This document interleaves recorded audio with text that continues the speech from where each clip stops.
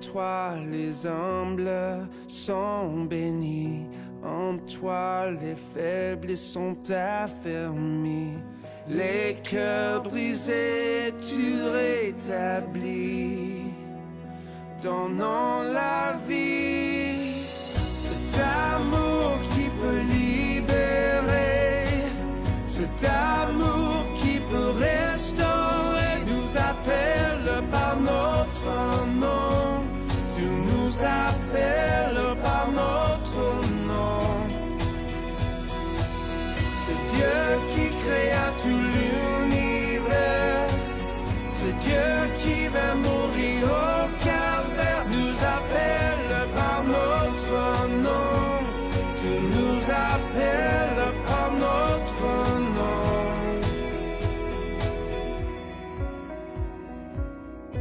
À ceux qui doutent de la foi, aux chancelants, tu tends les bras, tu les appelles de ta voix. Venez à moi, cet amour qui peut libérer, cet amour qui peut restaurer, nous appelle par notre nom.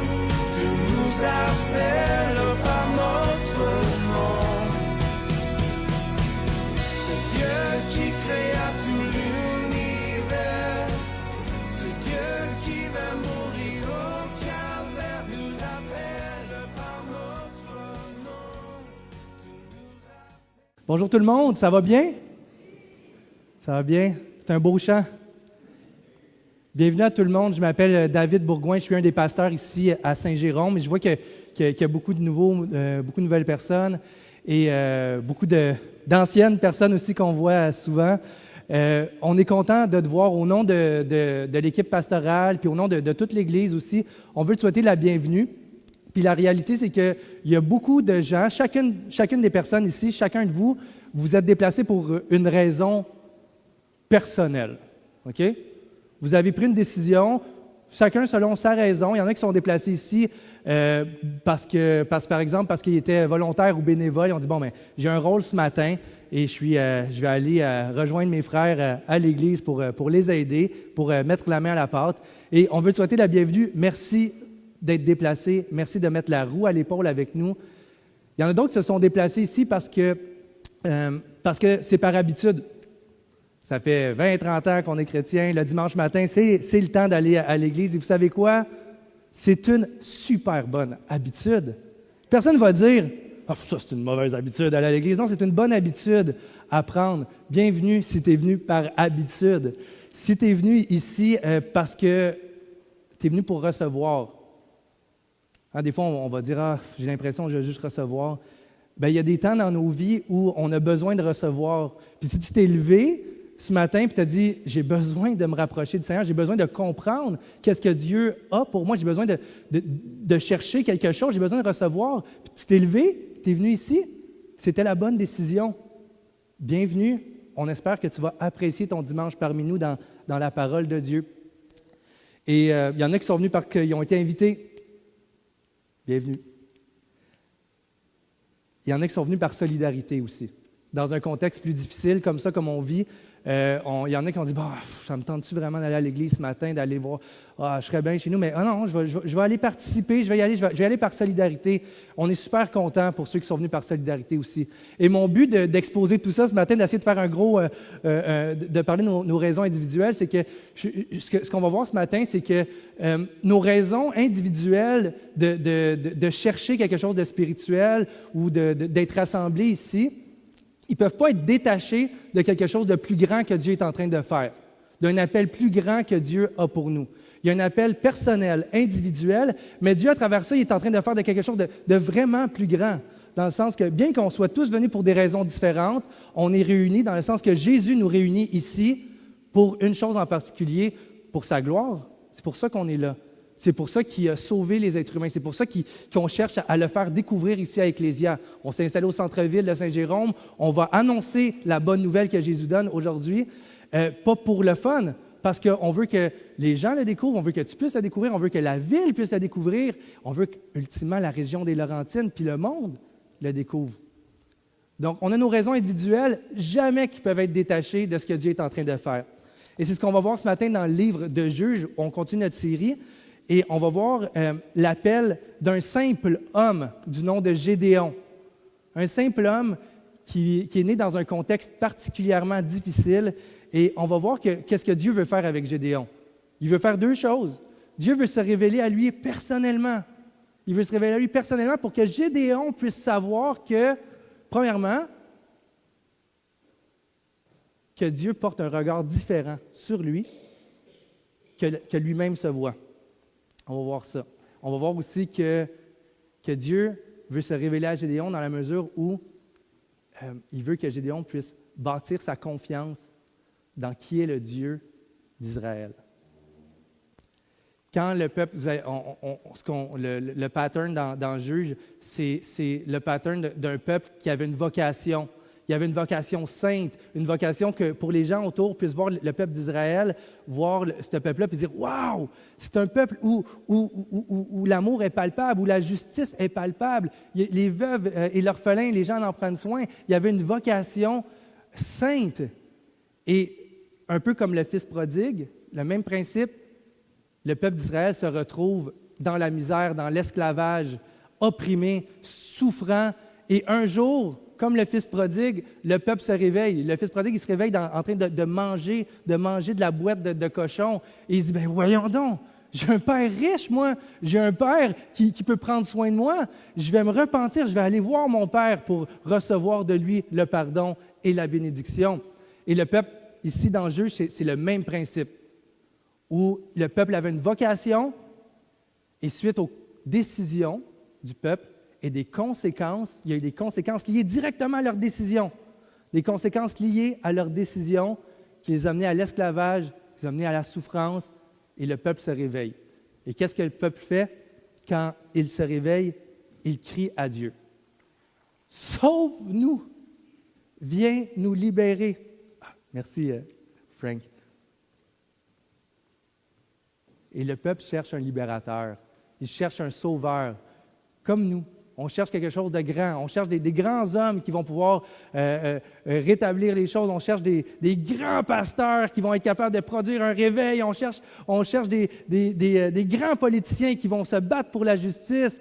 Et Gédéon, c'est un libérateur avec un petit L qui vient libérer le peuple avec l'aide de Dieu.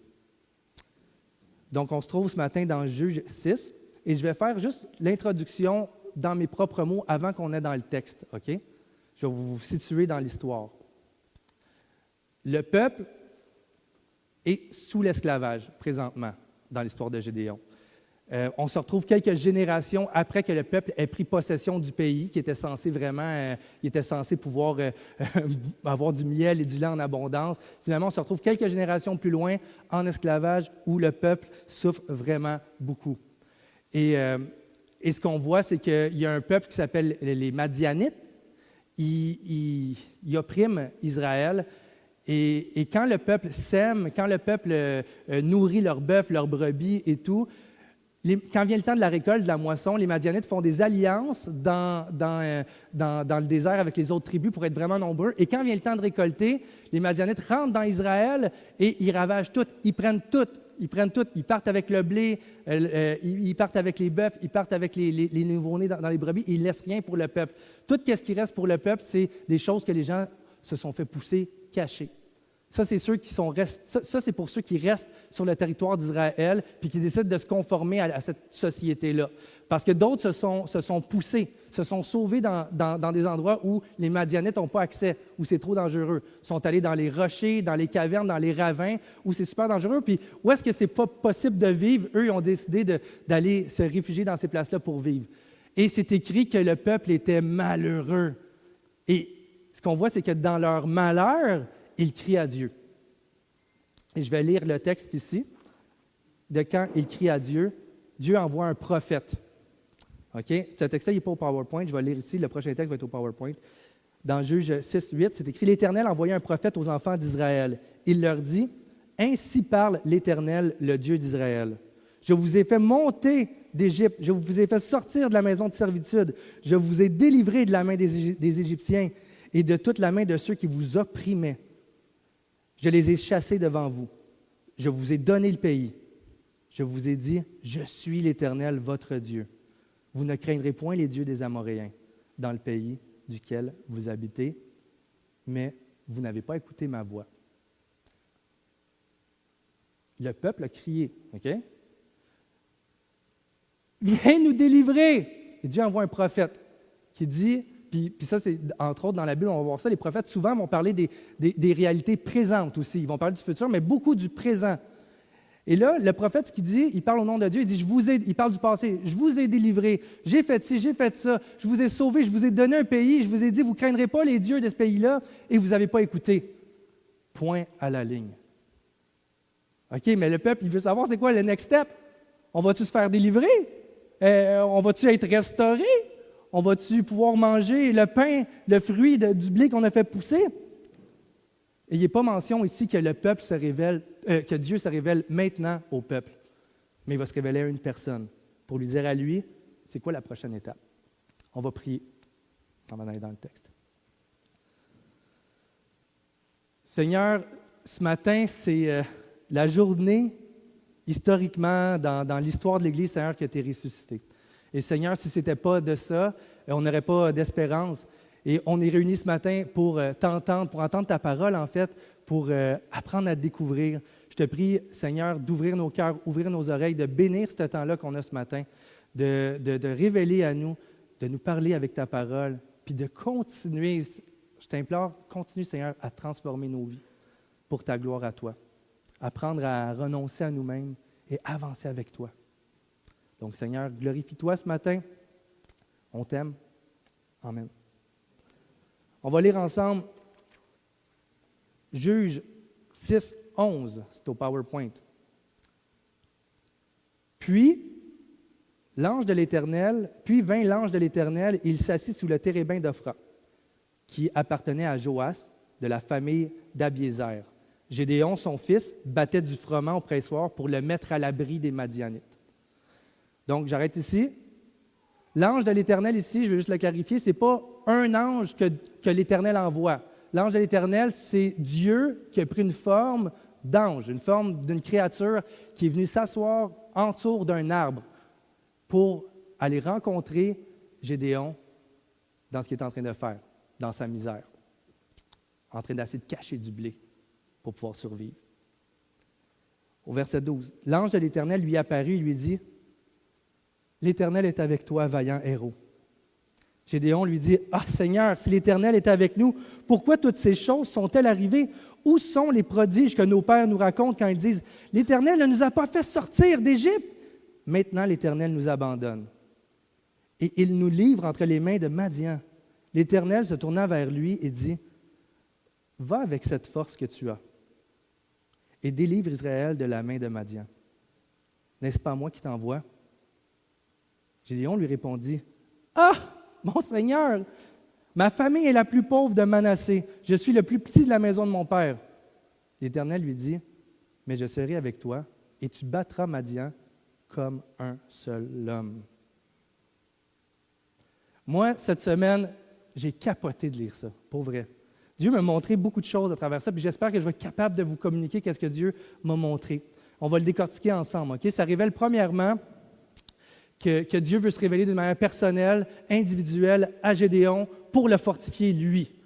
Puis je vais dire quelque chose de négatif, pour le corriger, lui. Il corrige sa théologie, là, en lui parlant. Il corrige sa conception de Dieu. Fait qu'il veut faire ça pour lui, pour que Gédéon puisse savoir qui est l'Éternel, savoir quel regard l'Éternel porte sur lui dans sa misère. Et il veut que Gédéon puisse fortifier sa foi pour l'appel que Dieu lui donne.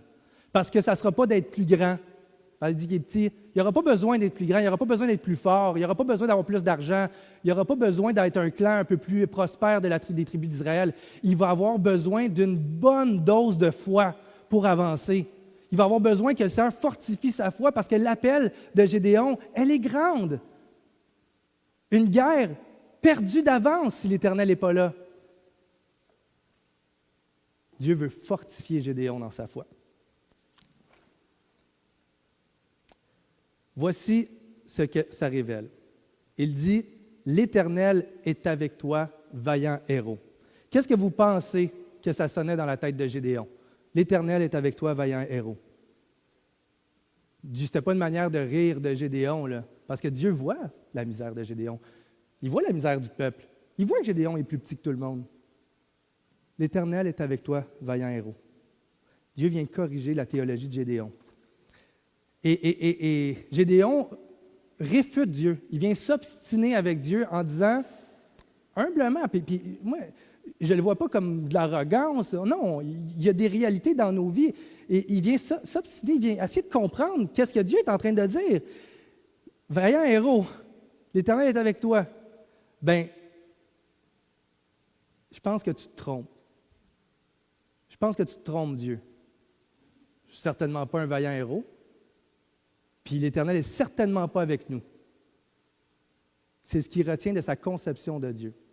Puis c'est ce qu'il dit. Gédéon lui dit, « Ah, mon Seigneur, si l'Éternel était avec nous, OK, pourquoi toutes ces choses nous arrivent? » Dans sa compréhension de Dieu, la souffrance du peuple est liée à l'abandon de Dieu. Elle est liée au fait que Dieu est désintéressé ou que Dieu n'est pas présent. Et mon point ici dans le PowerPoint, c'est que la souffrance des moments présents peuvent être le résultat de l'amour et la fidélité de Dieu. Ça peut être le résultat de l'amour et la fidélité de Dieu. Pas dans tous les cas, parce qu'il y a plein de choses dans la souffrance. Il y a plein de raisons pour qu'on souffre, qu'on ne comprend pas toujours. Mais ici, dans le texte, on peut comprendre que la souffrance du peuple, maintenant, était le résultat de la fidélité de Dieu envers son peuple, puis de l'amour de Dieu. Gédéon ne comprend pas ça encore, que Dieu ne permettra pas à son peuple d'être livré à eux-mêmes, dans leur faute, dans leur péché, dans leur idolâtrie, d'aller vers des choses qui, par nature, vont les détruire. Et Dieu, dans son alliance avec Israël, ne laisse pas ça aller jusqu'au bout. Il les livre entre les mains des Madians pour qu'Israël finisse par crier à Dieu. Donc, dans sa conception, la souffrance des moments présents est liée à l'abandon de Dieu. Ah, si Dieu était avec nous, ça ne nous arriverait pas. Dieu est en train de dire, si ça vous arrive, c'est parce que je suis avec vous. Parce que je désire vous bénir. Je désire que vous changiez d'attitude, que vous criez à moi, que vous me cherchiez. Et je ne sais pas où est-ce que toi tu es dans ta vie. Puis je veux être super prudent comment je parle, parce que si tu souffres maintenant, il y a plein de raisons, comme je te dis, mais il y a des raisons qui sont liées directement à notre égarement personnel, des raisons qui sont liées directement aux mauvaises décisions qu'on a prises. Et Dieu, du haut du ciel, ne fait pas « je te l'avais dit, je ne suis pas là. Tu le savais. Combien de personnes te l'ont dit que tu allais te casser la face? Combien de personnes t'ont dit de ne pas aller dans cette voie-là, puis tu es allé, puis là, tu souffres aujourd'hui. Peut-être que toi, tu te dis, l'Éternel n'est pas avec moi là-dedans. C'est pas vrai. C'est une des raisons, peut-être que tu souffres. Parce que les souffrances du moment présent peuvent vraiment être liées à l'amour de Dieu pour toi. Ces souffrances-là peuvent te pousser à crier vers Dieu, à dire, je veux renoncer à ce que j'ai fait. Et Dieu, dans ta misère, dans ta souffrance, si elles sont liées à tes propres choix, il vient te sauver de ça, par la foi. Il vient te donner son pardon. Il vient te libérer. Il vient t'accueillir. Il est présent dans la souffrance. Les souffrances du moment présent peuvent être liées à l'amour de Dieu.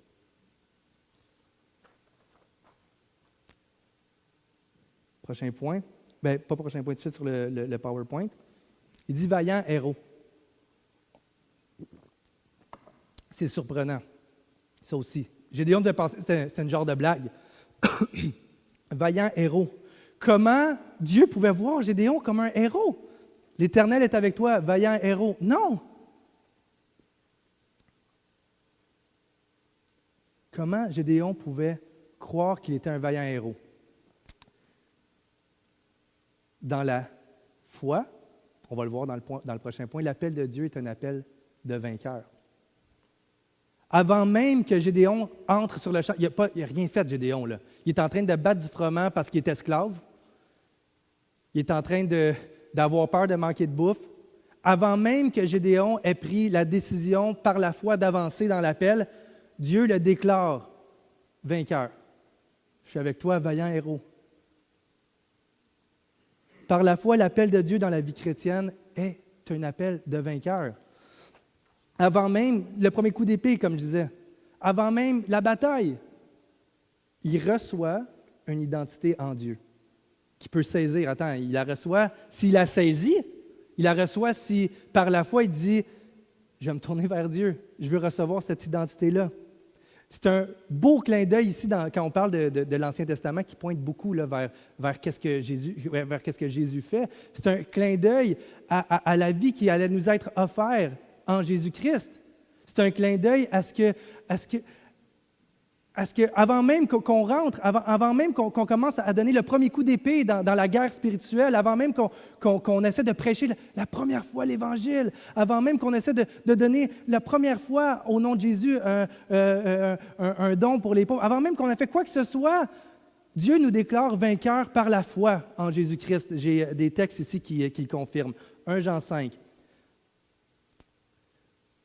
Parce que tout ce qui est né de Dieu triomphe du monde, et la victoire qui triomphe du monde, c'est notre foi.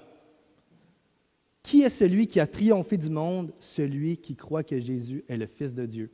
Donc, une victoire dans la foi. Qui a triomphé? Pas qui triomphera. Qui a triomphé du monde? 1 Corinthiens 15, 57. Mais grâce soit rendue à Dieu qui nous donne la victoire par notre Seigneur Jésus-Christ. Romains 8, 37. Mais dans toutes ces choses, nous sommes plus que vainqueurs par celui qui nous a aimés. Et là, ici, dans le texte, dans Romains, l'apôtre Paul continue en disant qu'on va être glorifié, qu'on va recevoir le salut, puis il parle au futur. Il dit, il va venir un jour où Dieu va nous ressusciter, on va être assis avec lui, on va être recouvert de toutes les promesses de Dieu, on va être dans la présence de Dieu. Et ça, c'est des choses à venir. Mais il dit, nous sommes plus que vainqueurs. C'est la victoire que Jésus nous donne maintenant qui nous permet de se rendre dans la glorification, dans la présence de Dieu. C'est un appel de vainqueur. Mais comme Gédéon, vous avez lu le texte un peu quand on a lu, comme Gédéon, nous aussi on a de la difficulté à vivre cette réalité-là. C'est contre... C'est quoi, je veux dire, comment... Ça ne fonctionne pas. Ça ne fonctionne pas dans nos vies. De croire que Dieu, qu'est-ce qu'on dirait? Pour vrai, là, je pose la question, puis il n'y a pas question d'orgueil ici. Le Seigneur nous sauve, OK, par la grâce, puis justement, il n'y a plus de place pour l'orgueil. Mais qu'est-ce qui arrive si Dieu apparaît sous l'érable de Prévost, OK, ou l'érable du centre-ville, et il nous dit, personnellement à nous, il dit, « Je suis avec toi, vaillant héros. » Wow! Quel chrétien que tu es. Quel modèle de foi. Je te regarde aller sur le champ de bataille, là, dans la guerre spirituelle, tu es vaillant. Bien, moi, je vous promets qu'on aurait la même réaction de Gédéon. Ça serait normal de dire, Seigneur, comment tu peux me déclarer héros? Comment tu peux me déclarer vainqueur? S'il y en a un qui sonde les reins, qui voit les cœurs, qui sonde les reins, un qui voit, quand on paraît bien le dimanche matin, mais lui, Dieu voit dans le secret qu'est-ce qu'on fait. Il voit quand on tombe, il voit quand on manque de foi, il voit quand on a baissé la garde, il voit qu'on a baissé les pieds. Il voit, puis s'il y a bien quelque chose, souvent, c'est qu'on n'est pas vaillant dans le secret. Mais des fois, on a des victoires. Lui, il voit ça. Il voit notre manque de force. Il voit notre manque de solidité. On dirait, bien Seigneur, tu te trompes de personne. Tu vois que s'il y a quelqu'un de faible ici, c'est moi. Tu vois, Seigneur, que je ne suis pas un vaillant héros. Je ne ressemble pas au modèle de foi comme l'apôtre Paul. Hein? Qui va se comparer? Moi, je ressemble bien à Paul. Non, on le sait qu'on ne ressemble pas à ça. Tu vois, Seigneur, qu'on vit dans une époque même où ton Église est chambranlante dans la foi. Tu vois dans une époque où même les idoles sont dans l'Église. Tu vois comment on a de la misère avec notre confort. Tu vois, Seigneur, comment qu'on n'est pas des fidèles héros. Et tu nous appelles des vainqueurs.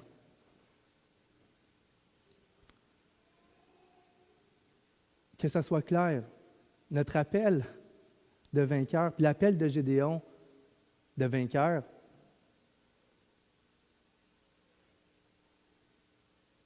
c'est la victoire de Dieu qu'il reçoit. Il reçoit la victoire de Dieu. C'est Dieu qui est sur le champ de bataille. C'est Dieu qui se bat. Et Dieu, dans son amour, donne sa victoire à Gédéon. Il lui attribue. C'est lui qui se bat. C'est Dieu qui se bat. C'est lui qui a fait les miracles. Et dans sa grâce, il donne sa victoire à Gédéon comme si c'était Gédéon qui avait eu la victoire. L'appel de Dieu envers nous ici, comme Église, comme personne, dans la ville puis dans la région, c'est de recevoir la victoire de Jésus à notre place. L'Évangile, c'est de dire que nous sommes vainqueurs, pas par nos propres forces. Comme Gédéon, quand il regarde, ben oui, mais je suis le plus faible. Ma famille, c'est la plus pauvre. En regardant ses propres œuvres, c'est clair qu'il n'y a pas la force. Mais en saisissant par la foi la victoire de Dieu, il peut entrer dans l'appel de Dieu. C'est le même principe que, pour qu'on comprenne l'idée là, de l'Évangile, c'est le même principe que recevoir la victoire de Jésus, ça veut dire, comme si Jésus avait une médaille, là, puis il y avait comme, c'est qui l'homme le plus juste qui a jamais existé sur la terre? Jésus n'a jamais fait d'injustice, il ne s'est jamais trompé, il n'a jamais fait de mal. Et s'il fallait élever un homme et dire « Wow, ça c'est quelqu'un parfaitement juste, il y a une médaille d'or de justice, là », bien, Jésus prend ça et il la met sur notre cou comme ça, puis il dit « Non, mais ça c'était ma victoire et je te la donne. » Et s'il fallait voir un homme qui n'a jamais fait de péché, qu'est-ce que Dieu désapprouve, qu'est-ce qui est contre la volonté de Dieu, Jésus est resté complètement saint, sans jamais avoir une mauvaise pensée, sans jamais avoir une intention égoïste, sans jamais vouloir désobéir à la volonté de Dieu. Et s'il y avait eu une médaille à avoir, une belle grosse médaille d'or comme ça, puis qu'il dit « Moi, j'ai été parfait dans ma vie, dans mon obéissance à Dieu. » Bien là, la victoire, ben, je la prends, je l'enlève de mon cou, puis je te la donne à toi. C'est à toi. Et comme si ce n'était pas assez,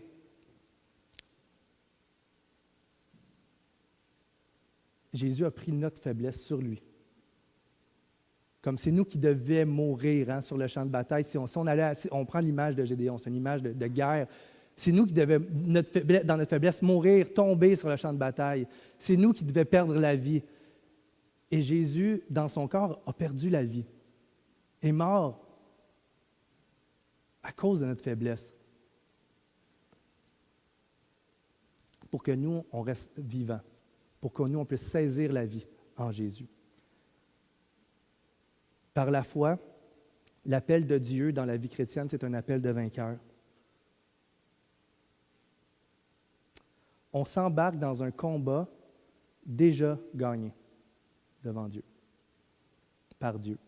Puis Dieu nous donne sa victoire. On va lire ensemble le dernier point.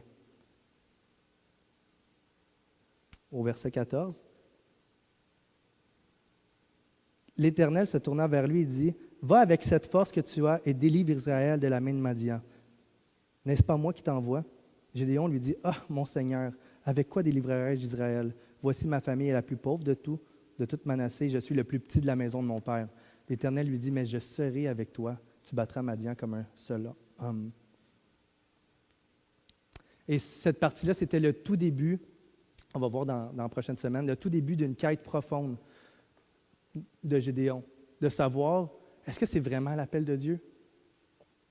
Et Gédéon va chercher à confirmer, va chercher à savoir si c'est Dieu qui l'appelle, parce que c'est grand, là, ce qu'il appelle à faire. Mais si c'est Dieu, si c'est le Créateur du ciel et de la terre qui l'appelle lui personnellement, puis il y a la foi, puis c'est confirmé, il y a la certitude, bien, Gédéon saute, comme on dit, il embarque.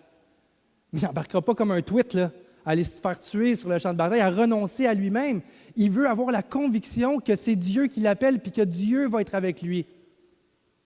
On va voir ça la semaine prochaine. Il va demander des signes. Nous, on voit ça comme « Ah, il manque de foi. » Il s'en va sur le champ de bataille. Il veut être sûr que c'est le bon gars qui l'envoie puis qu'il n'est pas en train de suivre quelqu'un pour rien. La vie chrétienne, c'est ça aussi, là. On a renoncé à tout pour suivre Jésus. Mais si on sait que c'est lui qui nous appelle, si on saisit par la foi qu'il a donné sa vie pour nous, si on saisit qu'il nous a aimés, puis qu'il nous promet sa fidélité, puis si on l'a vu, on l'a compris, bien, on a dit on saute, Seigneur, on y va, on renonce. Puis on croit vraiment que tu vas être avec nous. On le croit, dans notre faiblesse. Je ne regarderai plus à ma faiblesse, là. Je vais regarder à ta victoire, puis on va avancer. On va tomber. On va se relever. Au moment que le Seigneur fortifie sa foi, Gédéon va être prêt à avancer avec la force qu'il a. Ça l'a. Cette semaine, là, en tout cas, il y a beaucoup de défis dans nos vies, là. Et des fois, on sent qu'on n'a pas de force, puis on n'a rien. Puis c'est vrai, on n'a pas grand-chose souvent. Des fois, on sent qu'on a beaucoup de force, mais en réalité, on se rend compte que c'est le contraire. Puis quand on sent qu'on n'a pas de force, bien, on se rend compte quand Jésus, bien, c'est le contraire. En tout cas, fait que là, Dieu, il dit, va avec cette force que tu as. Je vais vous expliquer que je ne crois pas que Dieu est en train de dire, va, je vais te donner de la force en y allant, puis tu vas voir, je vais être à l'œuvre. C'est vrai que Dieu va être à l'œuvre. Il dit, non, il dit, va avec la force que tu as. Ça, c'est l'attente de Dieu. Mais c'est pas pour autant que ça ne veut pas dire que Gédéon va contribuer à la victoire. Il ne contribue pas. Dieu, il n'a pas dit tu vas contribuer avec moi. Non. Il a dit, c'est écrit, va avec la force que tu as. Viens me rejoindre avec la force que tu as sur le champ de bataille. Gédéon le sait qu'il n'a pas la force, qu'il n'est pas capable de battre les Madianites. Il le sait. Dieu lui dit, va avec cette force que tu as.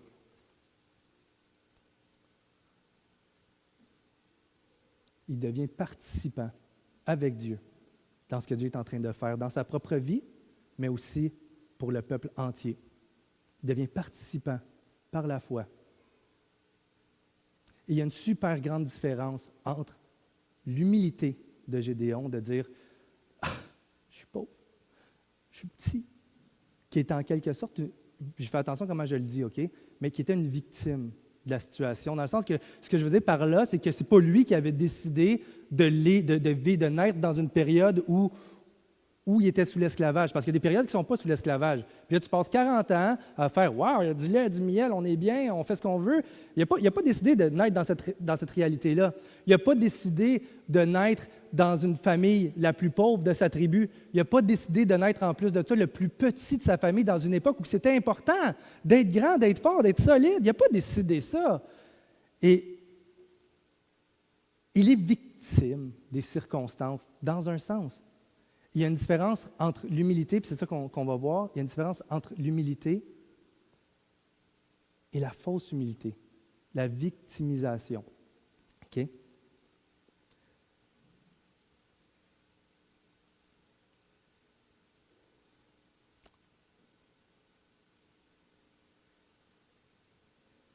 La fausse humilité, la victimisation, ça va être exemple de dire, on peut prendre les mêmes mots de Gédéon. Ah! Je suis vraiment né dans une famille pauvre, puis c'est vraiment triste, là, c'est vrai. C'est des circonstances qui font que c'est pas cool, qu'il a souffert plus qu'un autre. Ah, moi, je suis né bien moins intelligent que mes autres frères et sœurs. Moi, je suis né, j'avais moins bonne capacité d'endurance. Moi, je suis né, j'ai eu des problèmes dans ma jeunesse, et on est victime de ça. La fausse humilité, il y a une ligne vraiment mince entre la fausse humilité et l'humilité que Dieu recherche chez nous. La fausse humilité, elle va nous bloquer dans notre marche, dans l'appel que Dieu a pour nous. Elle va nous discréditer. Et c'est de la fausse humilité parce que, en quelque part, on va dire « Ah, je ne suis pas assez intelligent. Moi, c'est pas pour moi, je ne le ferai pas, mais au moins, je sais que je ne suis pas intelligent. » C'est humble. Tu sais, dans un sens, ça nous bloque dans l'appel que Dieu a pour nous. Ah, moi, je ne peux pas vraiment annoncer l'Évangile. Puis je fais attention à comment je parle. Je n'essaie pas de rire de personne. Je suis le premier à être de même, bien souvent, OK? À dire, ah, ben je suis pas assez, ah non, moi, je ne peux pas annoncer l'Évangile à quelqu'un. Je ne peux pas vraiment faire une étude biblique ou prêcher l'Évangile à quelqu'un. Je ne suis pas bon, je ne suis pas capable, David, tu es bien meilleur que moi. Puis moi, regarde, moi, tu sais, je le sais que ce n'est pas mon appel. Et la fausse humilité nous bloque dans ce que Dieu veut faire. Parce que Dieu, ce qu'il veut faire, c'est des miracles dans nos vies. Il veut se révéler à nous. Il veut nous montrer qu'il est puissant dans notre faiblesse. Et la vraie humilité, c'est le contraire. La vraie humilité va dire, la vraie humilité, elle nous amène à s'appuyer sur Dieu pour avancer dans l'appel qu'il y a pour nous.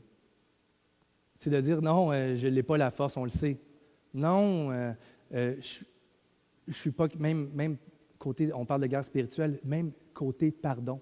Par exemple, quand il vient le temps de pardonner à quelqu'un des blessures qui sont graves, qui sont profondes, qui ont eu un impact toute notre vie, et de dire, non, moi, c'est un non catégorique. Jamais je peux pardonner. Mais Dieu nous dit, avec l'humilité, on peut faire des miracles. Et tu peux avancer avec la force que tu as. Avec la force que tu as. Moi, ça m'a enlevé un gros fardeau cette semaine. J'avais des discussions difficiles, j'avais beaucoup de choses à faire, puis je me sentais complètement sans force. Puis j'étais, je peux pas y aller. Et j'ai lu ça, puis non, le Seigneur s'attend pas à ce que je sois le héros. Il s'attend à ce que j'avance avec la force que j'ai. Puis on va le dire simplement, c'est la même chose avec l'histoire des pains et des poissons que Jésus demande. C'est le même principe où le jeune arrive avec ses 5 pains et ses 2 poissons, puis Dieu fait un miracle avec ça. Il l'a rendu participant à quelque chose de beaucoup plus grand. Et notre faiblesse, c'est la même chose. La véritable humilité, c'est de dire, comme Gédéon, c'est de dire, je suis le plus petit de la gang. Ça, c'est humble. Là. Ça, c'est humble. Je suis le plus petit de la gang. Puis je vais aller sur le champ de bataille, puis je vais avoir de la misère à lever l'épée. Ça, c'est humble. Mais il s'appuie sur Dieu pour avancer. L'humilité, c'est de dire, non, je sais que je n'ai pas la capacité de guider mon frère dans la prière. Mais là, je m'humilie, puis je vais essayer de le faire. Puis ça va être humiliant. Mais je m'appuie sur Dieu parce que ce n'est pas moi le héros. Avec la force qu'on a, c'est l'attente de Dieu pour nous. Sa victoire, elle est à nous. Il nous l'a donnée. Il veut nous rendre participants de ce que lui fait. Et c'est sûr que moi, je ne peux pas le détacher de nos propres vies personnelles, mais aussi d'Église. Ou est-ce qu'on est l'Église la plus haute de la terre? Ben non. Tu sais, dans le sens qu'on voit les défis qu'on a. On voit qu'on peine à atteindre, on voit qu'on peine à bâtir les disciples de l'intérieur. On voit qu'on n'est pas des vaillants héros. Mais l'humilité, c'est de dire, on va y aller avec la force qu'on a. Et la force qu'on a, c'est pas grand-chose, mais Dieu va l'utiliser pour sa gloire à lui.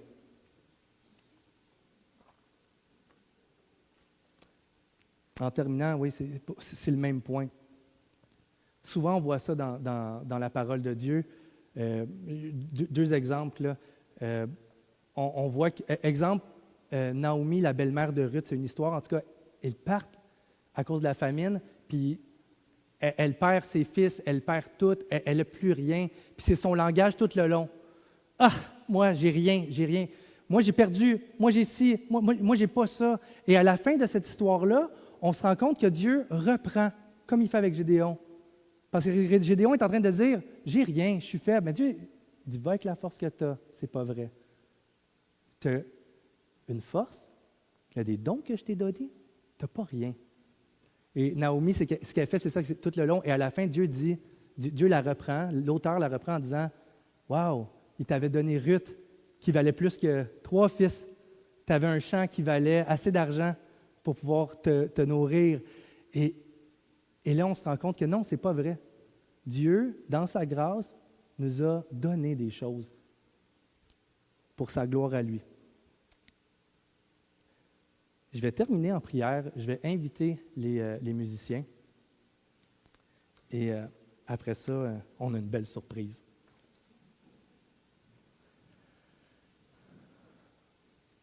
Seigneur Dieu, merci de ta grâce dans notre vie.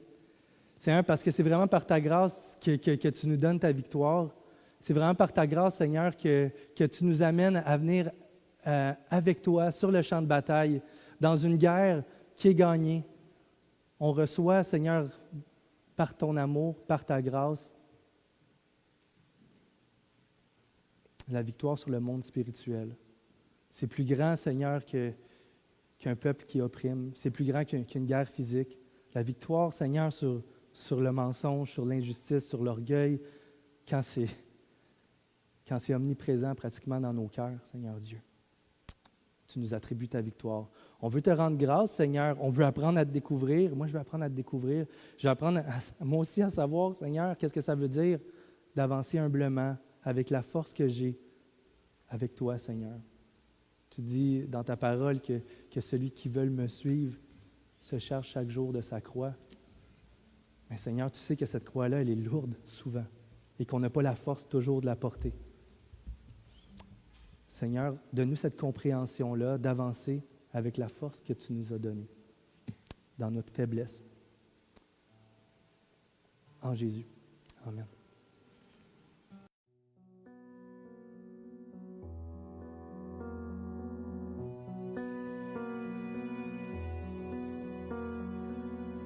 En toi les humbles sont bénis, en toi les faibles sont affermis, les cœurs brisés tu rétablis, donnant la vie, cet amour qui peut libérer, cet amour qui peut restaurer, nous appelle par notre nom, tu nous appelles par notre nom. C'est Dieu qui créa tout l'univers, c'est Dieu qui va mourir au calvaire, nous appelle par notre nom, tu nous appelles par notre nom.